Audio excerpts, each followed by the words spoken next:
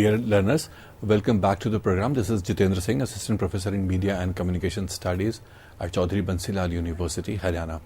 So, my dear learners, we have discussed about the evolution of the World Wide Web, and also we have talked about the hypertext transfer protocols, the first web browser, and the HTML language created by Tim Berners-Lee.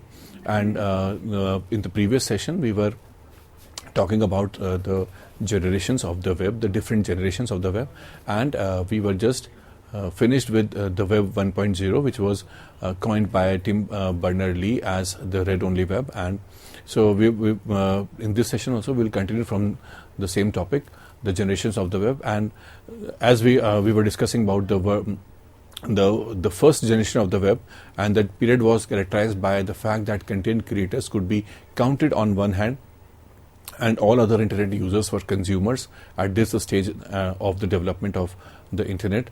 And personal sites, business card sites were very popular, consisting of static web pages.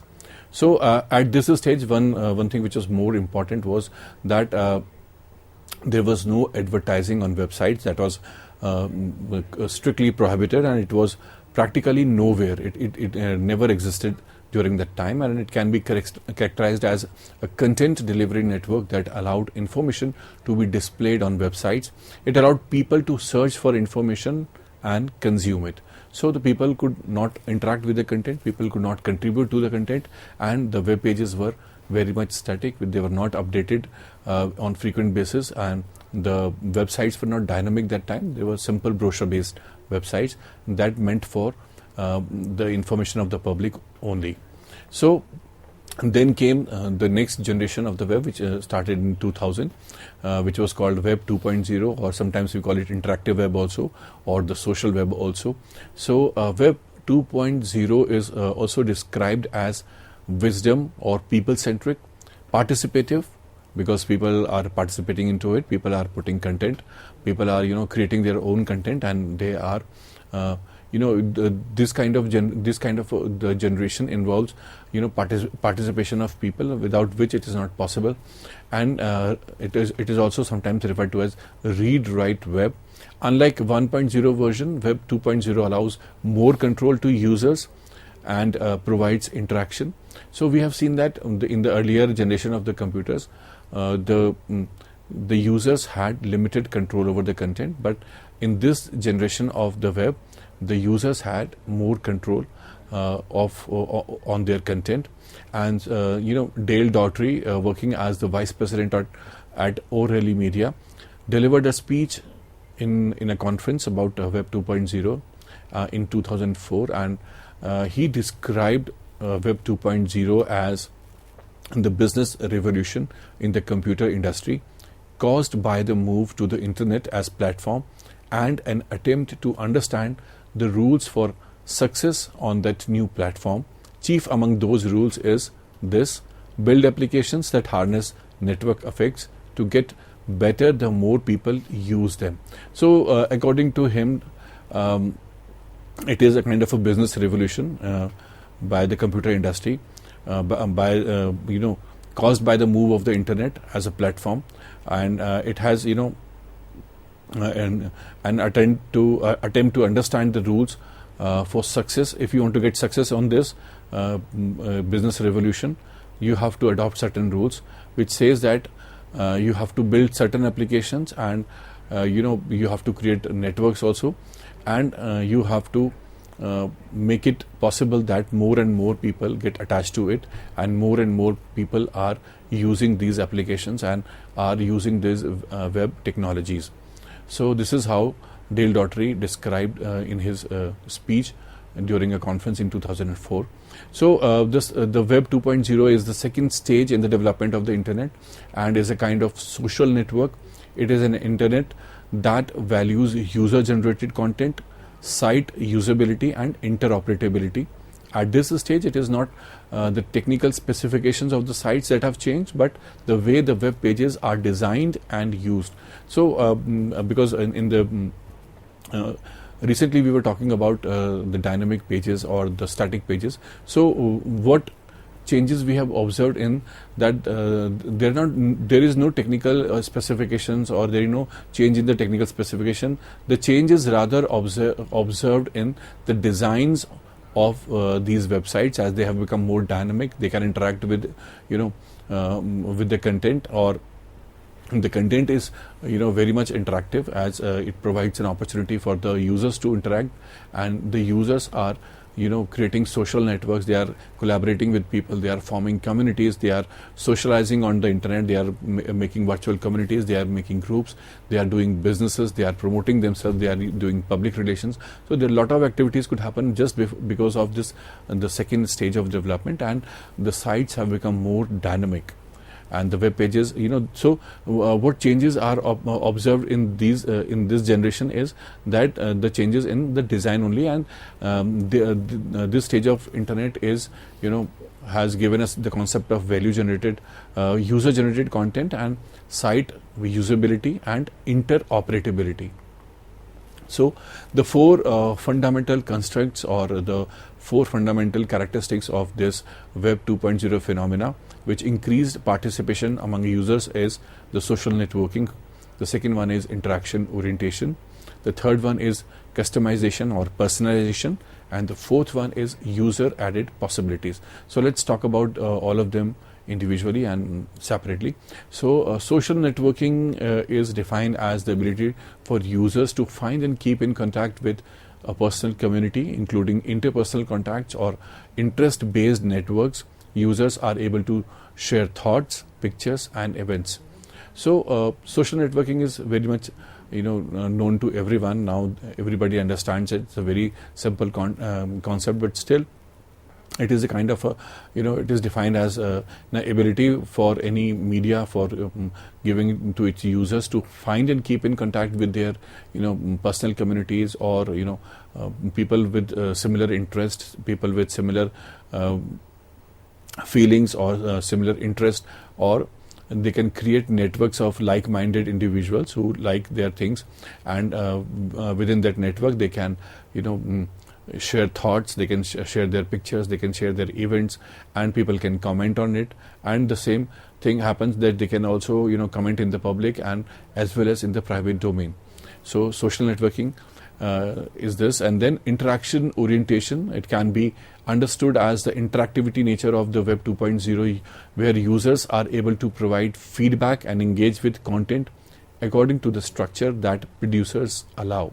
So it depends more on the producers of the content, who allow to what extent people can interact with the content accordingly.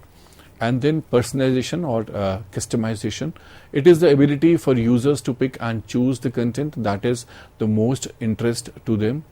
So this is how the internet offers, or the websites, some kind of websites are offering you a customized kind of content based on the applications of the artificial intelligence, that they could understand, they could read out your they can sense out your taste, and they could definitely present the kind of the content you are interested into it. And users can definitely block information which they are not interested. They can set up their own personal toolbars and bookmarks, and they can deny any friend, or if they do not to whom they do not wish to communicate with. So this is how personalization is also there in this generation of web, where you can definitely build a kind of community of your own people, where you want to allow certain people to get in, or you want to block some people, you want to block certain information, or you can block certain people also. And you can set up your personal bookmarks, personal toolbars, and you can definitely deny friends who you do not want to communicate with. Then user generated or user added possibilities, it transforms users into producers of internet content. Audiences are no longer just seeking information or content, but they are creating it. So and they are creating these information through Wikipedia, wikis, blogs, and number of blogs are there, videos are there, and number of video sharing platforms are there, where you can share your talent, you can screen your talent, you can screen your short videos, films, documentaries, any kind of video, and then photo sharing websites are there. So User edit possibilities are there, which has transformed the users into producers of the content, and audience are no longer just seeking information or content, but they are creating it. And then Web 3.0, which is semantic web, and as it was suggested by John Markov as the new kind of the web in 2006, and it is defined as intelligent semantic web, and it includes integration, automation, discovery, and data. So it encourages mobility and globalization. It is the result of the evolution of the new media technologies and their excessive usage and interactions. The World Wide Web has become a database, as described by the father of the web, Tim Berners-Lee. So this stage is characterized by the optimization of the internal parts of the site. So what is different in this generation is that there is an excessive usage and interaction, and with the advent of new media technologies, the World Wide has become a database, as described by Tim Berners-Lee, and this stage is also characterized by the optimization of the internal parts of the sites. So it allows users to find, share, and combine more easily with active use of artificial intelligence. Thanks to natural language processing capabilities, robots can distinguish information and provide fast and relevant results. The goal of linked data is to enable computers to do more useful work for us by teaching machines to read web pages. So this in this generation we have seen the introduction of artificial intelligence and augmented reality also. So now let's quickly move on to our next topic, which is website development, and here we would be discussing about how a website is being developed, how to create a website. So the development of a website nowadays is as easy as creating a social media account. So it involves web hosting, designing, coding, content writing, branding, monetization, search engine optimization, etc. So once you want to create a website, so it is easy, but still you need to learn what web hosting is all about, how to design a website, how to do the coding. But I must tell you, coding is not as tough as it might appear to some people, like coding is a very tough subject, or is a tough thing. But the various internet applications and tutorials and sites have made it very much easier for you to learn these codings. And I would suggest that if you want to design your website, you can use HTML, and HTML is one of the easiest language to understand, though there are other applications and other languages also where you can create it. And then you have to write the content of your website, what the kind of content you want to put it on the web pages, and you have to think about your branding also. What will be your domain name, what will be your niche market, and what kind of the extension you would be using. You have to put your website into monetization also if you want to earn money through advertisement. So you have to learn what monetization is all about. Then search engine optimization, because if you want to grow your website, you want to grow the number of people, the footfall on your website, you definitely need to learn digital marketing techniques, and it will also help you. The search engine optimization will also help you in the ranking of your website, in the visibility of your website, so that it can easily be searched upon. It can easily be available on the search engines while searching contents. So the development of various valuable applications have enabled the users to create their websites with minimum resources, and there are numerous online platforms also where you can learn website coding in languages such as HTML, which are the building blocks of the modern websites. Even there are service providers who offer free space for web hosting. So web hosting is, again, you have to know you have to learn what web hosting is. So you have to definitely buy space for your website, and a service provider who would host your website. But before going ahead, you have to be very much clear with the objective for creating a website. So what is the purpose you are creating a website? For what purpose you want to create a website? You must be clear with this. And the next thing is to find out a suitable hosting platform, followed by SEO. So let's learn all these things in detail. So let's understand the process of website development in more detail. Before planning a website, it is always better to explore the trending contents and their demand, which can be seen by checking the search volume on the search engines such as Google. So let us assume that we are planning to create a website on health and lifestyle, and the first step will be to search for a related keyword such as health and lifestyle on Google Keywords and keyword tools. So by default, the tool shows the search volume for the main keyword as well as synonyms and different versions of the keywords. So you have to definitely understand the process of website development, and you have to understand what are you have to explore what are the trending contents and what are their demands also in volumes, and to know the search volume of the exact keyword in the same order of words, you can set the match type option to exact match. So while searching, you can do this corrections. You can you can set the match type option to exact match. So you will find that there are several related keywords that significant search volumes with significant search volumes. For example, on Google, average monthly search volumes of healthy tips and healthy recipes are 10,000 and 1,65,000 respectively. So this is a huge amount, and this means there is a huge demand for such articles which are related to your health and related issues. So it definitely helps you to understand that how much people are interested in reading those articles and how your website would also cater to their help and would get a popularity or not. And then if you register with the Google AdWords advertising service, it's a keyword tool that will also show you the average cost per click or CPC of ads for keywords. So this is the average cost of keywords this is the average cost of the ads for that keyword. Around 70% of this money will go to the website on which the ad is clicked, and a high CPC means you earn more per click. So most visitors will discover your website through search engines, primarily Google. So before you make a site, check the competition that you will face from other websites in Google search results. So you definitely have to find out who are your competitors in this field. So what are the websites that provide similar content and who have better footfall and who are getting more, who are already being popular. So you have to understand the competition with other websites also. So you can also use free or paid tools such as Traffic Travis and Market Samurai to gauge the competition. So for this, to help out in this competition, you have to use tools like Traffic Travis and Market Samurai. Please note down these two names. These are very important to gauge this competition. And then note keywords with decent search volumes and low competition. So the next topic is your website branding.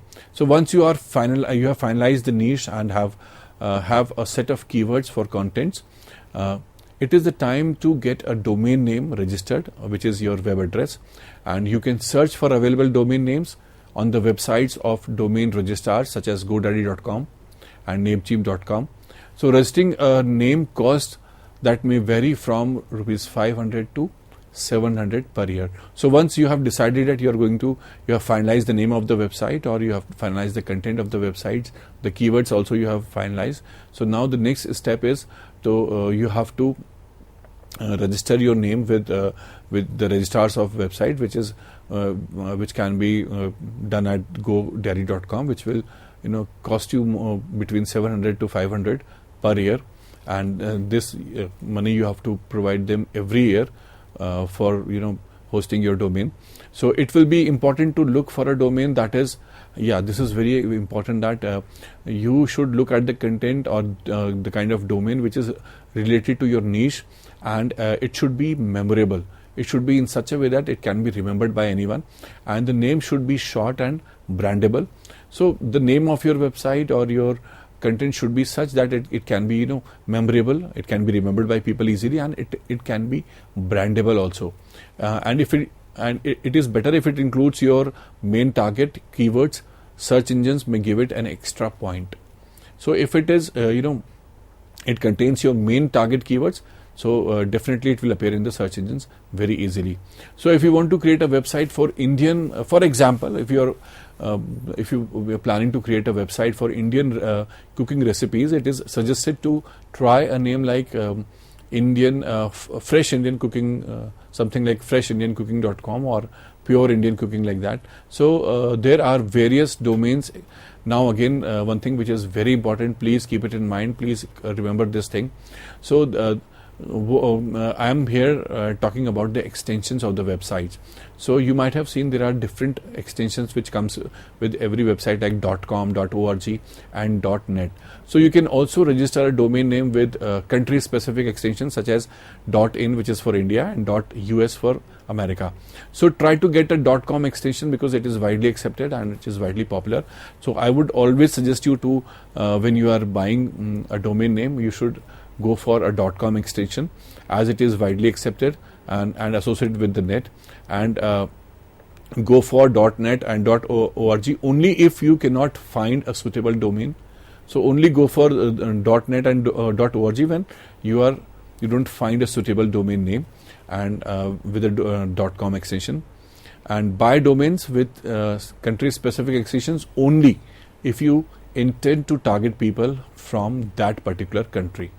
And the next topic is creating now. So you have finalized your niche, you have finalized the name of your content, you have registered your website, you have registered your domain. So now you should go into the process of creating a website. So the next stage is creating your website. So after registering a domain name, it is the time to buy a web hosting space and create a website. So you might be thinking, what is the need of buying a space for web hosting? You are definitely going to create some information, you're definitely going to create some web pages, some videos you might be uploading, you would be putting some text also. So for that you require a server machine where all those information would be hosted and saved. So for that they will charge certain amount of money. So that is called web hosting. So there are unlimited web hosting platforms which even provide you free space also. You can definitely go for the internet and find out there are definitely so many options which will help you in this. So unlimited web hosting space can be purchased. So if you want to buy an unlimited space where you can put n number of videos on your website, if you are making an online website where you are teaching subject or you are providing coaching for a particular competitive examination, you definitely need to put educational video content. So that content will require a lot of space. For that you definitely need to buy a web hosting space. So that can be purchased from 4,000 to 5,000 per year, and you can use web designing software such as NVU and Composer. This is not COMPOZER, this is KOMPOZER. Composer for creating sites in HTML, so that they will help you to create websites in HTML very easily. And alternatively, you can install a content management system, which is a software for creating websites such as WordPress. So WordPress is a very important application that will help you to create websites very easily, and it is one of the most easy to use content management systems, and it works well for beginners. So as a beginner, if you want to begin with your website, this is one of the important and one of the easiest tool where you can create your website with WordPress. So the basic principles apply to all websites, and WordPress comes with dummy post and pages that you must delete first. Post refer to regular content which normally appears on your blog or site homepage in a chronological order. Pages do not appear in your blog post index, so include hyperlinks to these in your website's navigation menu or sidebar. Start by operating an about page which provides information about you and your website. You can also create a page with a contact form using plugins through which your users can get in touch with you, and then you can create email addresses for your site through cPanel and forward the mails to your main mail address. For example, you can create email addresses myname@mywebsite.com and contact@mywebsite.com. These are certain examples. And do not forget to add links to your pages in the navigation menu on your website. So The second thing is, which is very important, is visibility. So now you have done with your, you have created your website also. So now what is important is search engine optimization. So search engines such as Google and Yahoo are the main source of the visitors. So this makes search engine optimization very important for everyone. And search engine actually analyzes the content of a web page and hyperlinks from other web pages to determine its importance. Your content is shown in search engines on the basis of this analysis only. So if a search engine considers your web page the best match for a search term, it will appear on the top in the search results. So if you want to appear in on the top few results, you have to do your search engine optimization. So search engines use software tools called web spiders to discover, called crawling and index web pages. And then the next thing is monetization. So what is monetization? And affiliate marketing is also there. So once you have done with your website and with some content and traffic, you have started working on your website. Your website is fully functional and it is available for the users and people are coming on it. So it is time to get paid for the efforts you have made. So most of the websites depend on advertising revenue. So the revenue model is your advertising again. So you can also join online advertising networks such as Google AdSense, Infolinks, Contera, Buy Sell Ads, and Chitika for placing ads on your website. So they will put their ads on your websites and you will get paid for per clicks. And advertising networks pay you when someone clicks on the ads shown on your site, and some advertisers also pay you on the basis of the number of times their ad is shown to the users. So Google AdSense, the largest advertising network, can get you between $5 to $25 per 1,000 web page views. You can keep track of traffic to your website through free services such as Google Analytics. So Google Analytics is a very important tool that helps you to understand the statistics and to understand the demographics and details of the viewers, your consumers and your audience. So information on the number of visitors and their profile, their keywords bringing, and what are the keywords that are bringing traffic to your site, etc., can be used, which is very much important to use and to improve your website content and create more user-friendly content. And affiliate programmers are also there which offer. So there is a concept of affiliate marketing also. And Amazon websites is there, Commission Junction is there, Rakuten Advertising is there, Share a Sale, Click Bank. So these are certain associates which are there in associate marketing, and you are paid 4 to 5% of your sales generated through this affiliated links. And you can also join affiliate networks. And this is with this we come to the end of the session, and I hope you must be clear with the idea how websites are being produced, and what is monetization, what is web hosting, the different concepts of website development. So in this session we have discussed about the various generations of the website, World Wide Web, and also how websites are being designed and produced, and what is web hosting, what is branding with websites, and what is the affiliate marketing, and what is search engine optimization, and why all these things are important, and what is monetizing also. So I hope with this that you would have clearly understood the concept, and with this we come to the end of this session, and we'll also meet you in next session with another topic. Till then, stay tuned.